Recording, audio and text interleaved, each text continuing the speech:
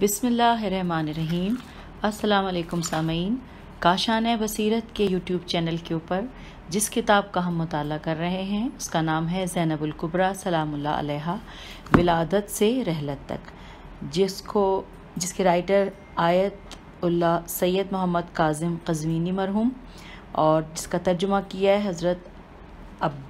حضرت علامہ محمد حسن جعفری صاحب نے، اور ہم نے اس کے گزشتہ آڈیو میں 19 صفحے پڑھ لیے تھے، 1 سے لے کے 1 to 19، اور آج ہم پیج نمبر 20 سے ریڈنگ کا آغاز کرتے ہیں۔ آئیے مل کر پڑھتے ہیں، اور یہ ہم اس وقت پارٹ 2 میں اس کتاب کو پڑھ رہے ہیں۔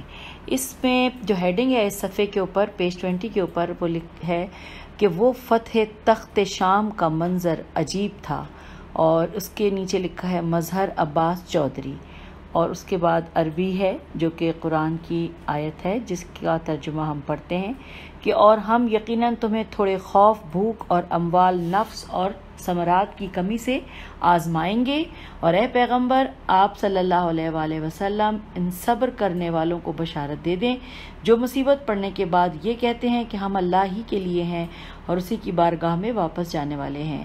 ان کے پروردگار کی طرف سے صلوات اور رحمت ہے اور وہی ہدایت یافتہ ہیں۔ یہ انورٹڈ کاما کلوز۔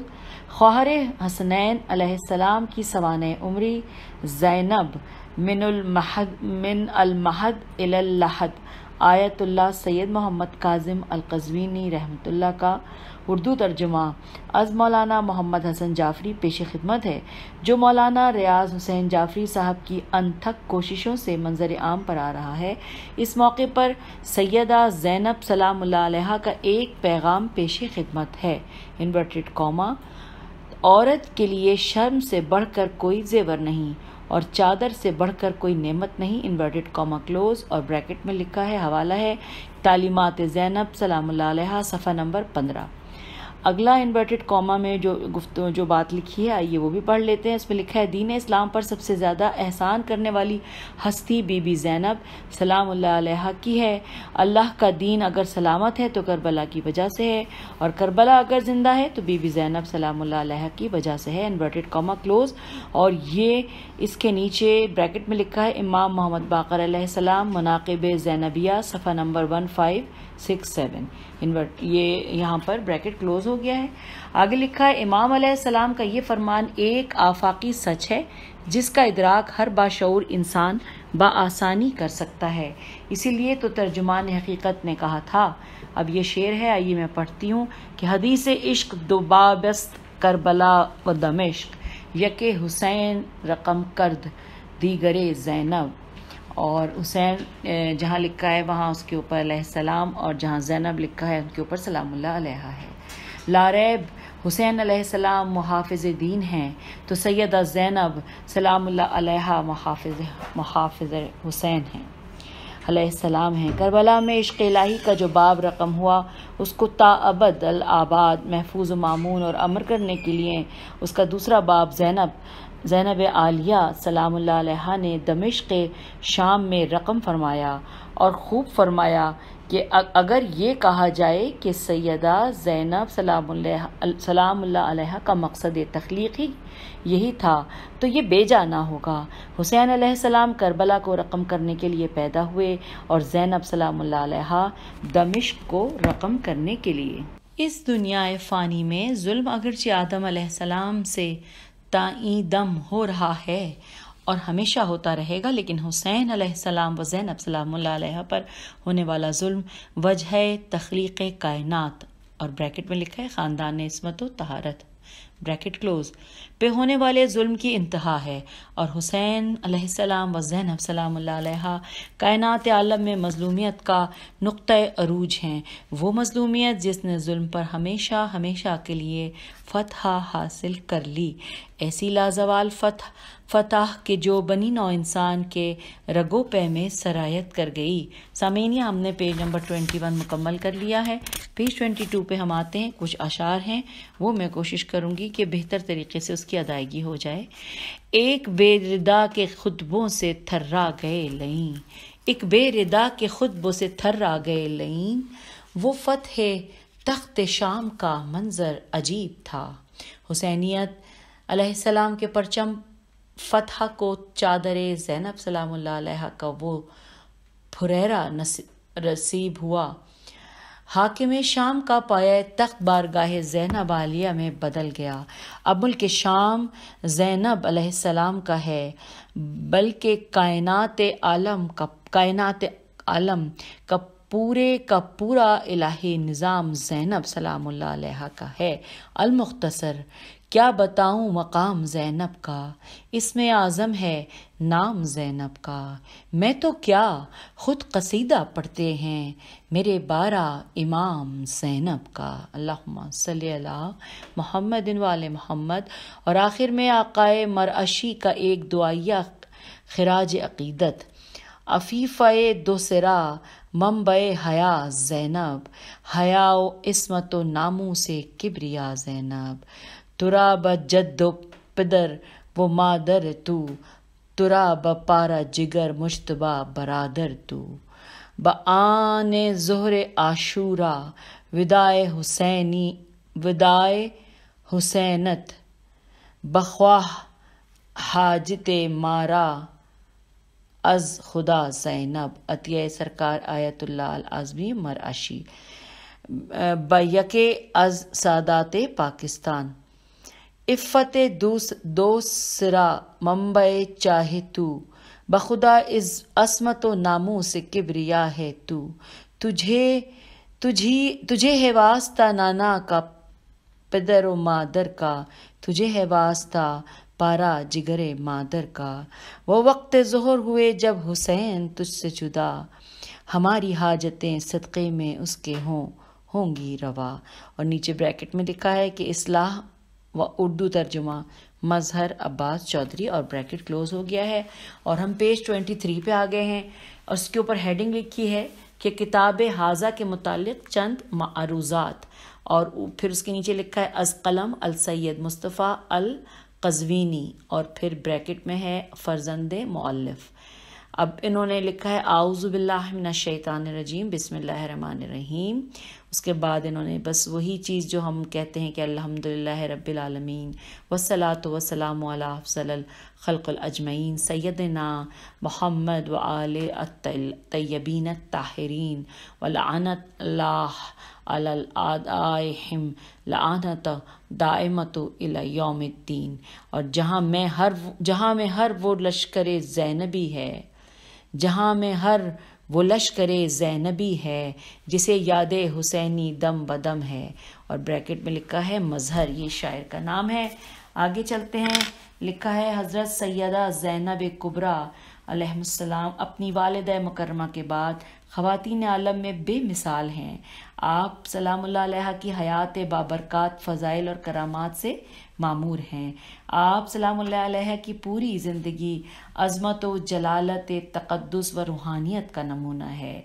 آپ کی مقدس زندگی کا ہر صفحہ اس قابل ہے کہ اس پر تحقیق و تدقیق کی جائے۔ آپ سلام اللہ علیہ کی زندگی کا مطالعہ جہاں تاریخ سے آگاہی کا ذریعہ ہے، وہاں پر قربت الہی کے حصول کا مؤثر وسیلہ بھی ہے۔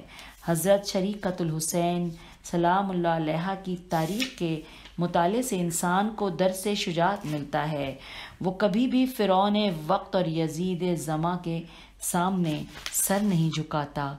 پیج 24 پہ ہم آ گئے ہیں۔ حضرت سیدہ سلام علیہ السلام کی زندگی تمام اہل ایمان خواتین کے لیے مشعل راہ ہے، اور آپ سلام اللہ علیہ کی ذات تمام خواتین عالم کے لیے مثالی نمونے کی حیثیت رکھتی ہے۔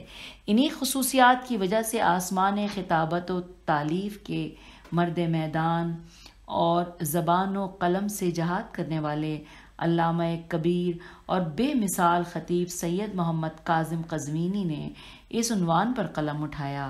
مؤلف کتاب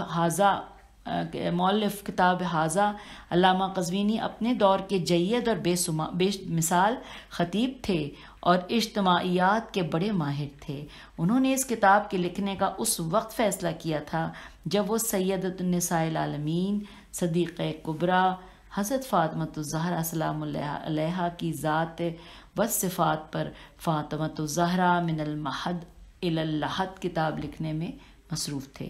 چنانچہ جیسے ہی انہیں موقع ملا تو انہوں نے اس عنوان پر لکھنا شروع کیا اور اس کے لیے انہوں نے بنیادی مواد اکٹھا کیا تاکہ سیدہ کی زندگی کا ہر پہلو بیان کیا جا سکے۔ حضرت سیدہ کی تاریخ واقعہ کربلا سے شروع نہیں ہوتی، کیونکہ کائنات کا یہ المناک واقعہ جب پیش آیا تو اس وقت بی بی سلام اللہ علیہ کی عمر 65 برس تھی۔ آپ کی زندگی حوادثات و واقعات سے بھری ہوئی تھی اور آپ سلام اللہ علیہ نے ان حوادث میں اہم کردار ادا کیا تھا۔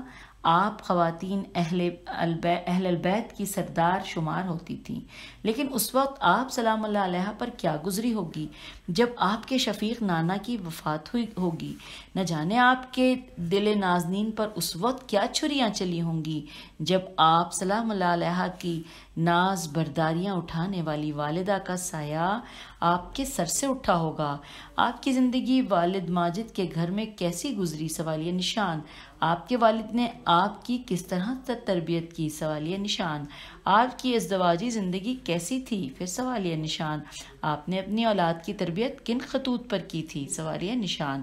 عائلی زندگی میں آپ کی کامیابی کا راز کیا تھا؟ سوالیہ نشان۔ آپ نے خواتین کی تعلیم و تربیت کا کیا اہتمام کیا تھا؟ سوالیہ نشان۔ آپ نے 4 برس کے عرصے تک کوفے کی خواتین کو کیا اسباق پڑھائے تھے؟ سوالیہ نشان۔ آپ سلام اللہ علیہ نے حجاب و ثقافت و عصمت و تعلیم، دین و تمدن، منزل و اجتماع کے تقاضوں میں کس طرح سے توازن قائم کیا تھا؟ سوالیہ نشان۔ آپ نے عبادت، زہد، سخاوت اور بنی نوع انسان سے محبت کے لیے کیا تعلیمات دی تھیں؟ سوالیہ نشان۔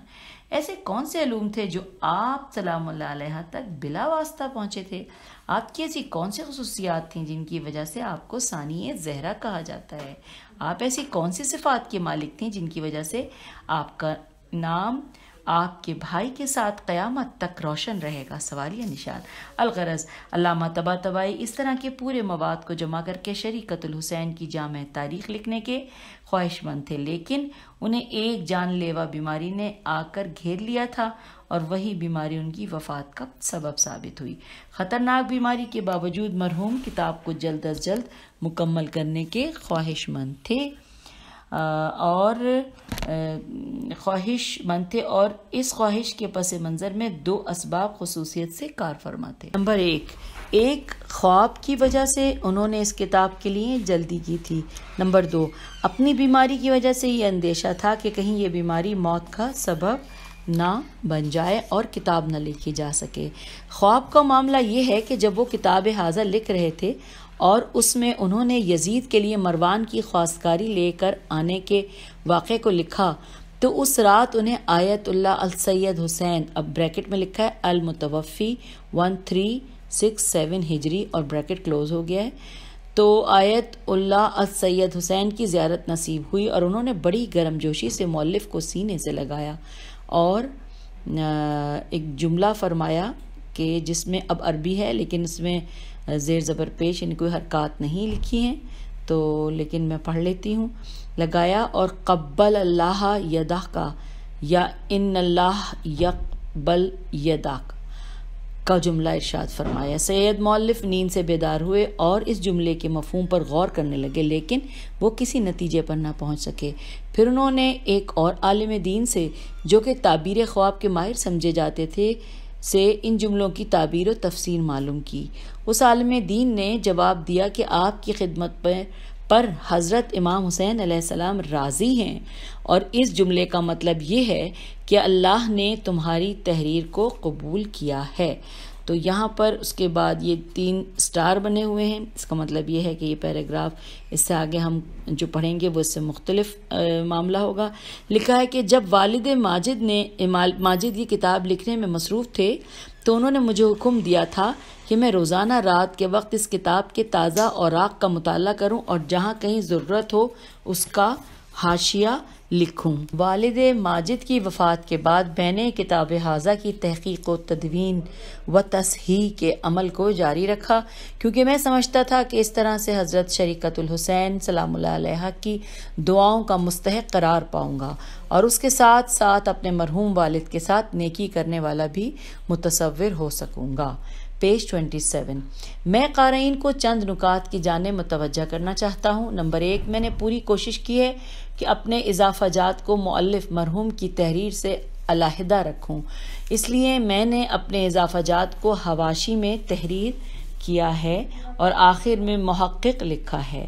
نمبر 2، میں نے کتاب میں دیے گئے حوالہ جات کی دقت سے جانچ پڑتال کی اور کچھ مشکل الفاظ کے معانی کو کتب لغت سے حاصل۔ نمبر 3، کتاب کے حوالے میں یہ مشکل پیش آتی ہے کہ کتاب کے متعدد ایڈیشن ہوتے ہیں، جس کی وجہ سے وہ صفحات تلاش کرنے میں پریشانی لاحق ہوتی ہے۔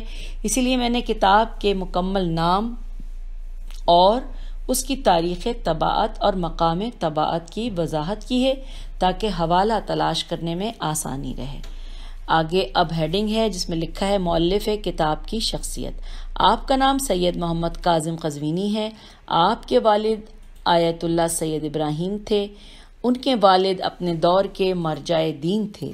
آپ کا نام آیت اللہ سید محمد ہاشم موسوی القزوینی تھا۔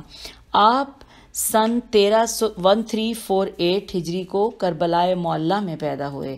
آپ کا گھرانہ علماء، فقہا، خطبہ، شعراء اور اہل قلم کا گھرانہ تھا۔ آپ کے گھرانے سے کے متعلق مشہور ہے کہ یہ خاندان 250 برس سے کربلا میں مقیم ہے۔ آپ کے والد کے ہاں 13 بچوں نے جنم لیا تھا، لیکن والد محترم کے علاوہ سب بچے بچپن ہی میں خدا کو پیارے ہو گئے تھے۔ خدا نے آپ کا امتحان لیا۔ ابھی آپ کی عمر 10 برس کی تھی کہ والدہ ماجدہ کی وفات ہوئی، اور جب آپ کی عمر 12 برس کی ہوئی تو شفیق والد کا سایہ بھی سر سے اٹھ گیا۔ آپ کی زندگی میں کئی ناخوشگوار واقعات آئے، لیکن آپ نے ہمیشہ اپنے خدا پر توکل کیا اور اپنی ذات پر اعتماد قائم رکھا، اور تمام آندھیوں کے سامنے آپ ایک چٹان کے مانند قائم و دائم رہے۔ پیج 28۔ آپ نے کربلا کے حوزہ علمیہ میں اپنے دروس کی تکمیل کی اور آپ اپنے دور کے مشہور واعظ و خطیب کی حیثیت سے چمکے۔ ماہ مبارک رمضان کی راتوں کو آپ خصوصی درس دیا کرتے تھے، جہاں نوجوان کثرت سے شامل ہوتے تھے۔ آپ نے بہت سے طلباء اور نو آموز خطباء کی ایسی تربیت کی کہ وہ آج دنیا تشیع کے روشن ستارے بن کر چمک رہے ہیں۔ آپ نے 1380 ہجری میں رابطہ النشر الاسلامی کے نام سے ایک دینی ادارہ قائم کیا، جس کا مقصد علوم آل محمد صلی اللہ علیہ وآلہ وسلم کی کتابوں علوم آل محمد علیہ السلام کی کتابوں کو زیادہ سے زیادہ لوگوں تک پہنچانا تھا۔ ابتدائی ایام میں یہ ادارہ مراکش میں زیادہ فعال رہا، پھر الجزائر، لیبیا، تیونس، سینیگال اور نائجیریا جیسے افریقی ممالک میں اس کی شاخیں قائم کی گئیں۔ مراکش کے متعلق یہ جان کر قارئین حیران ہوں گے کہ وہاں روز عاشور کو بہت بڑی عید سمجھ کر منایا جاتا تھا، اور اس دن کو عید عاشورہ کہا جاتا تھا، اور یہاں پہ بریکٹ میں لکھا ہے استغفر اللہ۔ سید قزوینی نے 1388 ہجری میں مراکش کا سفر کیا اور عاشورہ سے 2 ہفتے پہلے العلم، یہ العلم جو ورڈ ہے یہ انورٹڈ کاما میں لکھا ہوا ہے، العلم نامی مشہور روزنامے میں مضامین شائع کرائے اور مسلمانوں کو یہ بتایا کہ روز عاشورہ حزن و علم کا دن ہے۔ اس دن رسول خدا صلی اللہ علیہ وآلہ وسلم کا خاندان لوٹا گیا، اور رسول اکرم صلی اللہ علیہ وآلہ وسلم کے دشمنوں نے حضرت صلی اللہ علیہ وآلہ وسلم کے خاندان کو شہید کیا تھا۔ مؤلف مرحوم نے اہل مراکش کو غیرت دلائی کہ کیا وہ رسول خدا صلی اللہ علیہ وآلہ وسلم کے خاندان کی تباہی پر خوش ہیں؟ سوالیہ نشان۔ اگر خوش نہیں ہیں تو پھر عید عاشورہ کس کے لیے؟ مؤلف کے مضامین کا خوشگوار اثر مرتب ہوا اور اہل مراکش نے عید عاشورہ سے توبہ کر لی۔ اب وہاں کوئی خوشی نہیں منائی جاتی۔ پیج 29۔ اس ادارے نے اپنی تمام تر بے بضاعتی کے باوجود چھوٹی بڑی 20 لاکھ کتابیں مسلمانوں میں تقسیم کی تھی۔ مؤلف مرحوم صرف واعظ و خطیب نہیں تھے، آپ نے بہت سی علمی کتابیں تحریر فرمائیں۔ آپ نے نہج البلاغہ کی شرح لکھی تھی۔ اس کے علاوہ آپ نے اہل بیت طاہرین علیہ السلام کی شخصیات پر کتابیں لکھی اور ہر معصوم کے لیے ایک جلد تحریر کی، جو کہ من المہد الی اللحد کے تحت لکھی گئی۔ آپ نے جب اس سلسلے کی 6 جلدیں مکمل کر لی اور امام جعفر صادق علیہ السلام کی باری آئی تو آپ نے امام علیہ السلام کی شخصیت اور فقہ جعفری کے عنوان سے 50 جلدیں لکھیں۔ علامہ مؤلف بہت بڑے مجاہد تھے۔ آپ نے 1398 کو 1398 کو بر اعظم آسٹریلیا کا سفر کیا تھا تاکہ وہاں پر آباد ہونے والے شیعہ مسلمانوں تک دین اسلام کی آواز کو پہنچایا جائے۔ اس وقت وہاں پر قیام پذیر شیعہ مذہبی اور دینی ثقافت کے اعتبار سے صفر کے مقام پر کھڑے تھے۔ آپ نے آسٹریلیا کے دارالحکومت سڈنی میں ایک عظیم الشان مسجد قائم کی اور اس کا نام مسجد فاطمۃ الزہرا سلام اللہ علیہا رکھا۔ آپ نے وہاں دروس کا سلسلہ شروع کیا جو کہ 1 ماہ سے زیادہ عرصے تک جاری رہا۔ آپ نے ان اقدامات کی وجہ سے شیعہ افراد میں دینی روح نئے سرے سے پھونکی۔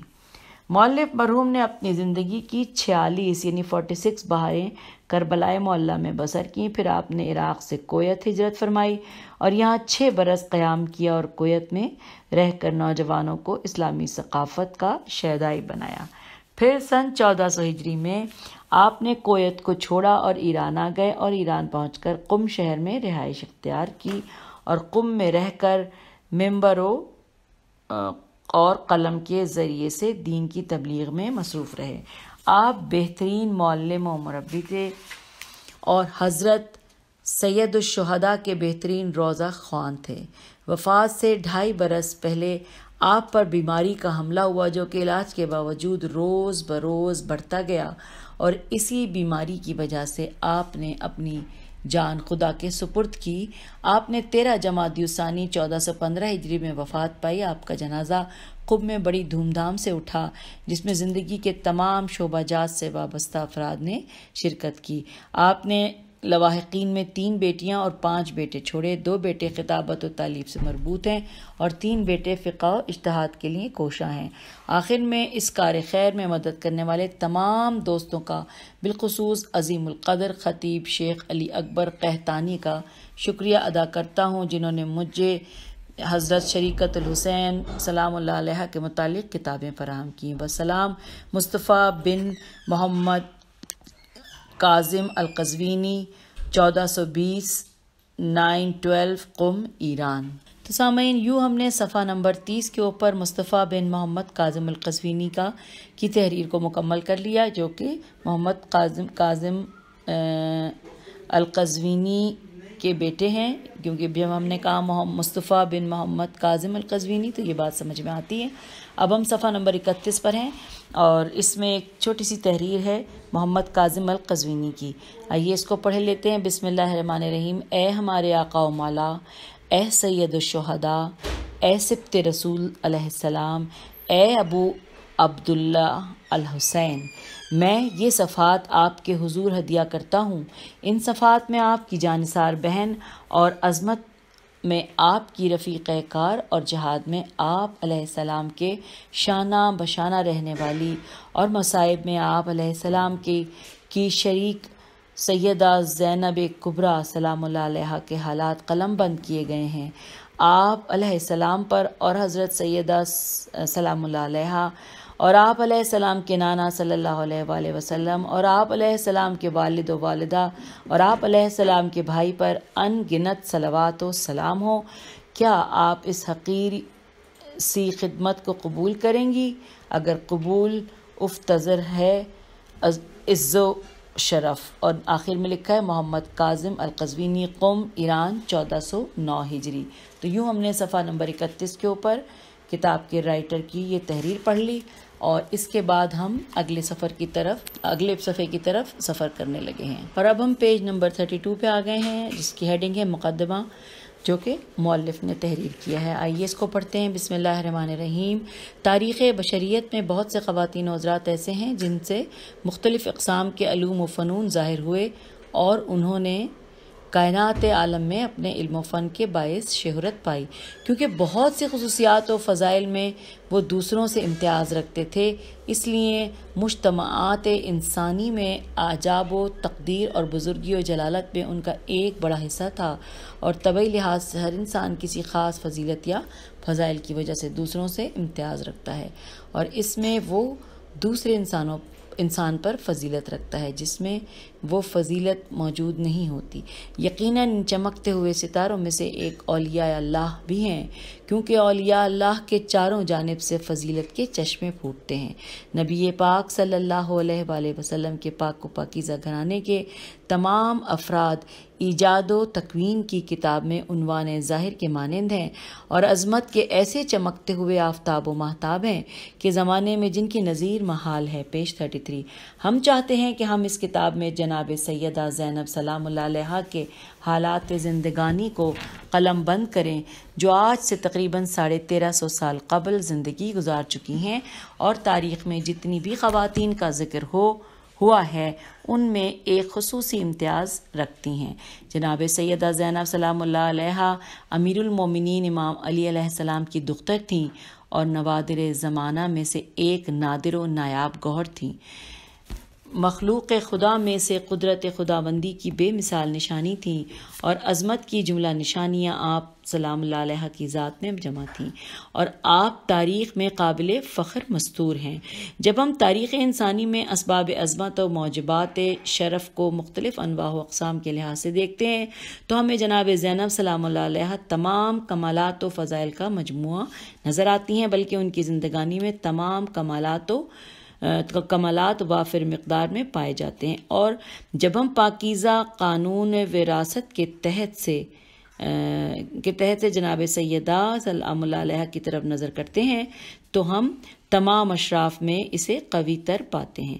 جناب زینب علیہ السلام کی والدہ ماجدہ جناب فاطمہ الزہرا سلام اللہ علیہ کے کوئی عورت بھی جناب سیدہ زینب سلام اللہ علیہ پر شرف و عزت کے لحاظ سے سبقت نہیں رکھتی تھی، اور نہ لاحق ہونے والے ان سے ملحق ہو سکتے ہیں، اور نہ طمع رکھنے والے اس کو درک کر سکتے ہیں۔ جناب سیدہ زینب سلام اللہ علیہ امیر المومنین امام علی علیہ السلام کی دختر نیک اختر تھیں، جو عالم کون و مقام میں دوسری عظیم ترین شخصیت تھیں، اور رسول خدا صلی اللہ علیہ وآلہ وسلم کے بعد ایسی عظیم ہستی ہیں کہ زیر آسمان ان سے زیادہ کوئی اشرف نہیں۔ آپ سلام اللہ علیہ ایک بے مثال شخصیت تھیں۔ آپ کی والدہ ماجدہ عالمین کی عورتوں کی سردار جناب فاطمہ الزہرا سلام اللہ علیہ ہیں، جو خواتین عالم میں سے اشرف و افضل ہیں۔ ایسی ماں کے متعلق کیا کہا جا سکتا ہے جس نے آپ کی پرورش و رضاعت کی ہو؟ شہزادی نے عالمین کی ماؤں میں سے اشرف ماں کے سینے سے فضائل و بزرگی اور رضاعت حاصل کی، اور آپ نے رسول خدا کی عزیز و محبوب بیٹی کی گود میں پرورش پائی۔ سیدہ زینب سلام اللہ علیہ کو ماں باپ دونوں کے لحاظ سے فضیلت و شرف حاصل ہے۔ جناب سیدہ کی زندگانی والدین میں سے ہر ایک کے لحاظ سے فضیلت و اکرام میں آفتاب روشن تاب کی طرح ہے۔ آپ کی زندگی کا ہر صفحہ انسان کے لیے وسیع بلندیوں کا دروازہ کھول رہا ہے کہ جس تک فکر کے پرندے کی پرواز نہیں پہنچ سکتی، اور فضائل کے چمکتے ہوئے ستارے فضا میں اس کی تسبیح کر رہے ہیں۔ یہ یقیناً زینب سلام اللہ علیہ ہیں، اور تمہیں کیا معلوم کہ جناب سیدہ سلام اللہ علیہ کس شان و شوکت کی مالکہ ہیں؟ سوالیہ نشان انورٹڈ کاما میں لکھا ہے، یعنی یہ کوئی عربی کے کچھ اشعار ہیں جس کا ترجمہ ہے کہ زینب سلام اللہ علیہ نبی اکرم صلی اللہ علیہ وآلہ وسلم کی بیٹی ہیں۔ زینب سلام اللہ علیہ ام المصائب و علام ہیں۔ زینب سلام اللہ علیہ وسیع رسول صلی اللہ علیہ وآلہ وسلم اور حیدر کرار علیہ السلام اور بنت رسول فاطمہ زہرا سلام اللہ علیہ کی بیٹی ہیں، اور وہ حسنین کریمین علیہ السلام کی سگی بہن ہیں۔ کیا یہ بلندی نسب عظمت کا ذریعہ نہیں ہے؟ سوالیہ نشان اور انورٹڈ کاما کلوز۔ اور کیا وسعت علم، یعنی جس میں فصاحت و بلاغت بھی شامل ہو، کسی انسان کے شرف کا سبب نہیں ہے؟ سوالیہ نشان۔ اور کیا ناپسندیدہ واقعات پر صبر اور خونین حوادث اور پریشان کن واقعات پر صبر کرنا انسانی فضیلت کی دلیل نہیں ہے؟ سوالیہ نشان.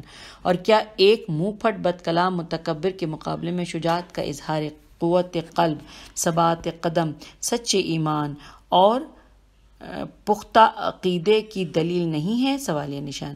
کیا وفا، ایثار، شفقت، حیا اور عفت فضائل کا ابتدائی حصہ نہیں ہے؟ سوالیہ نشان. پھر کیا یہ اسباب عظمت میں سب سے بلند نسب نہیں ہے؟ سوالیہ نشان. اور کیا یہ زیادتی مسلم نہیں کہ موجوبات شرف میں سے فصاحت و بلاغت موجود ہو؟ سوالیہ نشان. اور کیا یہ ناپسندیدہ افعال مصائب پر آنسو بہانا اور حیران کن حادثات پر صبر نہیں ہے؟ سوالیہ نشان. اور کیا یہ سب کمالات اور ان کے علاوہ دوسرے مکارم اخلاق جناب سیدہ سلام اللہ علیہا کی زندگانی میں وافر مقدار کی صورت میں مجتمع نہیں ہیں؟ سوالیہ نشان. اور کیا عالم کون و مقام میں انہیں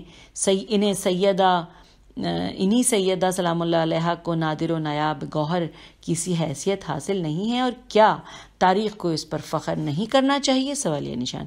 شہزادی کی عظمت کے اس سرسری جائزے کے بعد ہم یہ کہنے پر مجبور ہیں کہ ہم بھلا اس سیدہ سلام اللہ علیہا کی زندگانی کا کس طرح احاطہ کر سکتے ہیں کہ جن کی ساری زندگی پردے کے اندر گزری ہو، اور آپ سلام اللہ علیہا کی گھریلو زندگی کے متعلق سوائے گھر والوں کے کوئی مطلع نہیں ہے.